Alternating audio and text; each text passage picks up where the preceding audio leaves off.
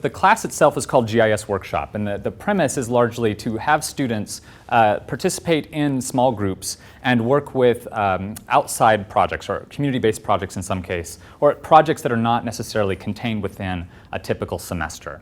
And the idea is to get students to think about how to begin to apply some of their very technical skills to collaborative or more group-based work. Well, this particular class has never been taught in its current form. It's previously been taught as an individual course where every student comes in with a project and they sort of work on their single project over the entire 15 weeks. So it doesn't have a collaborative aspect. In this class, however, I'm focusing more on collaborative work. So broader issues about how you work with a very complex set of spatial data in a group of people. So the second aspect of the class is really figuring out ways to communicate what one does with geographic technologies in a way that allows community partners to get excited about the prospects for how that mapping work feeds their mission statement is really what the students are going to be working on in the next month. We're a not-for-profit.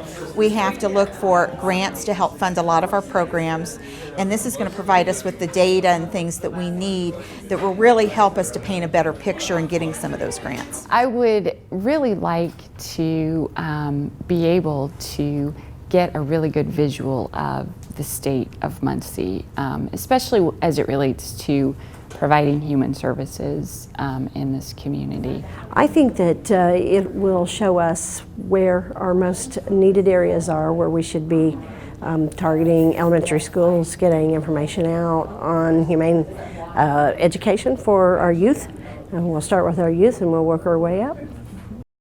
In October or so, we started identifying some community organizations that we might be able to work with, and then we spent the bulk of spring semester working with those community groups and figuring out ways to partner with them on some data services issues. Our community partner was the Open Door Health Services, previously known as Open Door Ball Memorial Health Services. So we got their maps of all their people that have used their services under 18 years old, and then we displayed all that information spatially for them. This is displayed in the census tracts, and obviously you can see the higher density. This right here is a giant apartment complex.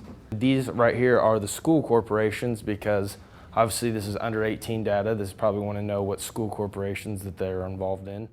Since there were a number of hurdles, I think there was obviously some really great examples of student work that we showed today, and some examples of student work that I think have a great potential for further development.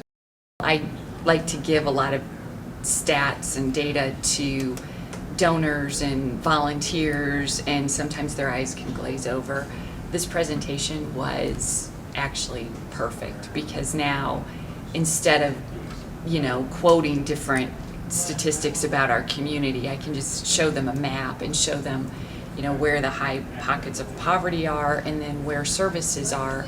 I noticed that a couple of the topics that were going to be covered today were of interest to the Community Development Department, in particular the sidewalk study, and there was one related to poverty.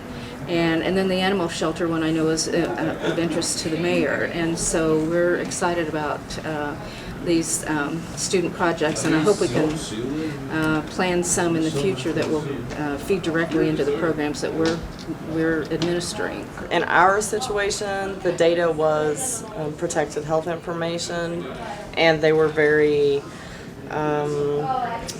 willing and able to meet the confidentiality needs that we had, and yeah, I'm very pleased with the outcome. One of the things that I was saying in the room about potentially building more interdisciplinary networks is I'd like to see students who have a mobile or a media background take this course and actually partner with some of these community groups so that they can build content that doesn't have to be trapped by the PowerPoint, but that can actually be built so that it works on handheld devices, or even the iPad or something that's a bit more mobile. So figuring out ways that we can port some of this really rich content into really interesting and interactive devices, I think makes a lot of sense at Ball State with the support of the Center for Media Design. I think doing that is going to require a little bit of support curricularly about how to make sure that this particular course is available and makes sense for multiple different units on campus. But I think we have a great start at doing that, so looking forward to it.